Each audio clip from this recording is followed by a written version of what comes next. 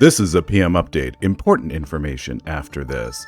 If you want to support the production of our ads and other videos, hit that like button. It really helps the channel. Hit that subscribe button. And don't forget to ring the ding-a-ling bell so you get informed when our latest videos drop. Yes, today is Labor Day. We're recording this on Labor Day, and so we're going to talk about labor. But labor is an issue, whenever you hear this.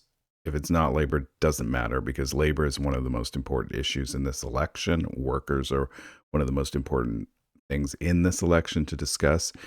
And some of you, I know MAGA people listen to this video, watch our videos, and some of you may have been fooled that Donald Trump is pro-labor. Nothing could be further than the truth. He's not pro-labor. He's not pro-worker. He's not pro-family. He's pro-Donald Trump. And you may recall that when Joe Biden walked the UAW picket line, Donald Trump tried to steal his thunder, and it turned out to be nothing but fake, phony nonsense. The day after Biden ended up on the picket line in Michigan, this one Republican candidate decided not to go to that Republican presidential candidate's debate. He skipped it. And instead, he himself went to Michigan to go try to do basically what Biden did, to go show up and be seen with the union auto workers in Michigan.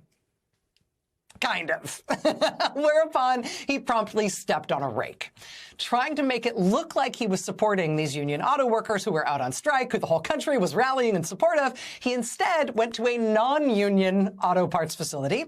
And while his campaign tried to convince people to say that he was there speaking to striking auto workers, or at least he was speaking to auto workers, the problem was that real reporters actually went to the event. And they realized quickly that this was a facility that doesn't have anybody in a union. And then the reporters did what reporters do. They talked to the people who were physically there. And so this was the Detroit News the next day.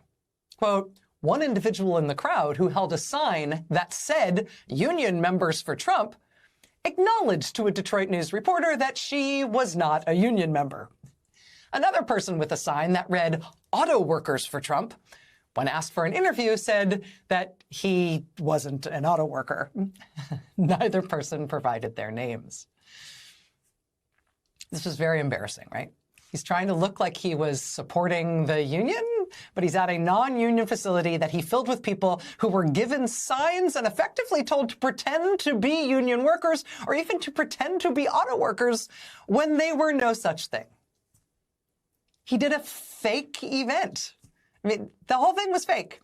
And then it was in the Detroit press the next day that it was fake. This you skipped the debate for? It was so embarrassing at the time. And now, as of right now, there are receipts. Literal receipts. The campaign finance filings that just came out for all the various campaigns. Reporter Jonathan Oosting at Bridge, Michigan dug in and found that on that day in September, the Trump campaign indeed paid a $20,000 rental fee to pay to rent that auto parts plant, which was not a union facility, so he could pretend it was full of union auto workers who supported him when it was actually just full of randos holding signs that said that's who they were, even though that's not who they were. Yeah, that is not who they were. Fake, phony nonsense. And if that wasn't bad enough, his true colors showed out at that event in the speech. Let's look at that right now. Your current negotiations don't mean as much as you think. I mean, I watch you out there with the pickets, but I don't think you're picketing for the right thing.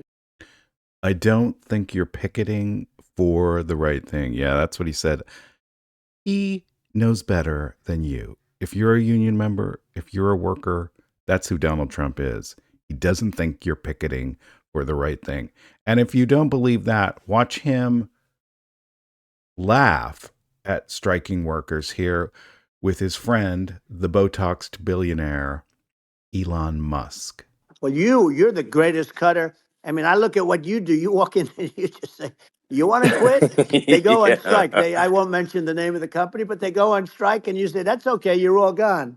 You're all gone. So every one of you is gone, and you are the greatest. You would be very good. Yeah, you hear them laughing. They're talking about striking workers, and they're laughing. They're laughing about firing striking workers, which is illegal. And of course, the UAW filed a lawsuit almost immediately right after that.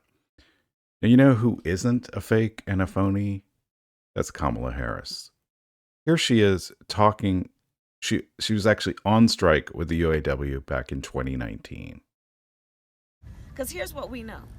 If you are ever deciding or thinking that a working person is going to get a fair bargain when they as an individual are working against a corporation, you are sadly mistaken and delusional. The only way that bargain will end up being fair is if people can bargain in the collective, everybody standing together. Because that's the only way we can try to even out the power, so that the process will be fair. Because that's all we're talking about, fairness. That's all we're talking about, fairness. And in this particular case, for UAW, it's about the fairness of saying, hey, GM, you're now doing really well. Your profits are skyrocketing. So remember what we gave up and give it back. And stop using what was a concession around getting temporary workers in, because you actually have a plan, and maybe even had a plan then, to shift your business model, which is to take advantage of the people who have dedicated their lives to the growth of an industry in America that has been a source of pride, but now shifting into a business model that's about temporary workers, where you don't pay people the wages and benefits that are consistent with the value of the labor. So this is about dignity of work. This is about fair bargaining. It's about everybody being honest about where you started and where you now are. And so I stand with you. I stand with you. Now we're going to show you a video of Kamala Harris speaking to the UAW in 2024, just a few weeks ago. And one of the things you may have heard MAGA tell you over and over again, if you're a MAGA person, that she changes her views. Even some people on the left are talking about this, about how she changes her views. Well, watch how similar what she has to say to the UAW in 2024 is to what she said in that clip I just showed you from 2019, from 5 years ago. Here you go. You know why I fought my entire career for unions and labor? Because I understand the concept and the noble concept behind collective bargaining. And here it is. Here it is. Fairness. Yeah. Fairness. It's about saying, hey, in a negotiation, don't we all believe the outcome should be fair? I mean, who could disagree with that? The outcome should be fair. It should be fair, right? But when you're talking about the individual and a big company, and you're requiring that one individual to negotiate against a big company, how's that outcome going to be fair? So collective bargaining is about saying, let the collective come together around a common experience, which at its core is about dignity and the dignity of labor. That's right. And then let the people come together to negotiate so you make the balance. And then the outcome will be fair. So I say to all the members of UAW, and Sean Fain is the first who I talked to about this, I am so deeply honored as a lifelong supporter of union labor for Tim and I to have the endorsement of UAW.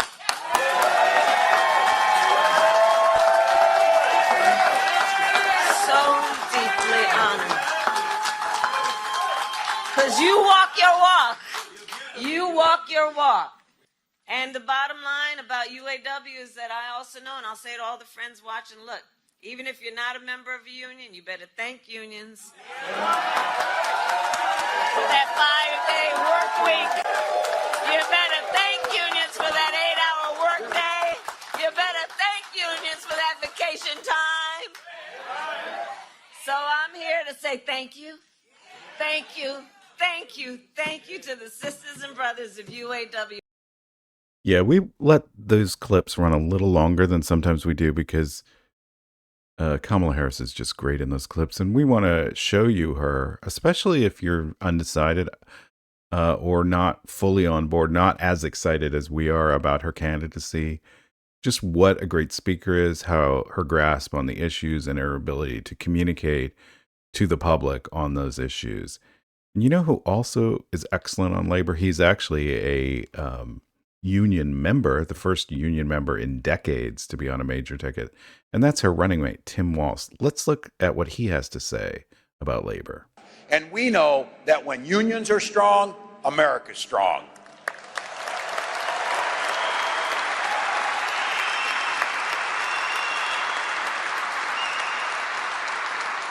Look, this is the time of year that talk is cheap.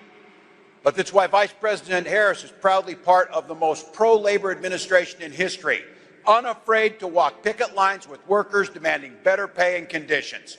And that's why she rescued pensions of more than 1 million of our union sisters and brothers, workers and retirees, and insisted that prevailing wage jobs spring from federal investments.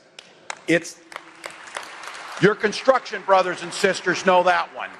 It's that same spirit that animated my fight for labor in Minnesota. As governor, I signed one of the biggest packages of pro-worker policies in history into law, making it easier for workers to form unions, strengthening worker protections, and banning captive audience meetings. So if you care about workers, if you care about labor, if you're a union member, there's only one person to vote for this year, and that's Kamala Harris. And while you're thinking about that, make sure to hop on over to our website and donate. Don't wait, do that. And why don't you click on that video in the lower left-hand corner? It's a really good one, and we know you'll love it.